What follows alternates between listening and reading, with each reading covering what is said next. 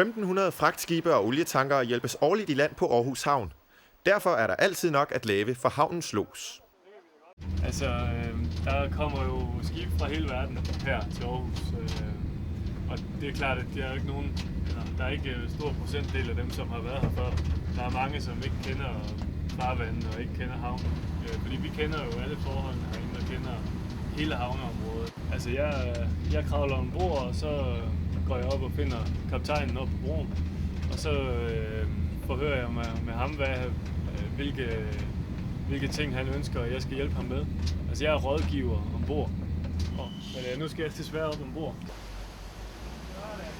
Nu er havnelosen gået ombord på skibet Hanne Teresa. Det er et tankskib, der kommer med brændstof fra Fredericia. Havnelosen afløser sølosen, der har været med på den første del af turen. Der er lige kommet en ny lodslov, som siger, at alle tankbåde, som ikke har last ombord, de skal have lods. Så er der så nogen, der vælger at få lods, fordi de ikke kender havnen. Da vi tog Emma Mærsk ind, der blæste en 15-20 meter per sekund, og det synes jeg var...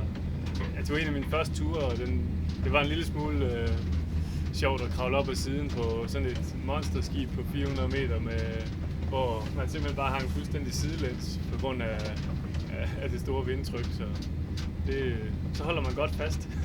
Tankskibet Hanne Teresa ligger nu sikkert til kajs. Havnelosen har fået styret det 100 meter lange skib fejlfrit ind i havnen. Nu skal 4.000 liter brændstof tankes af skibet, inden havnelosen om 6 timer atter kan hjælpe det tilbage på havet.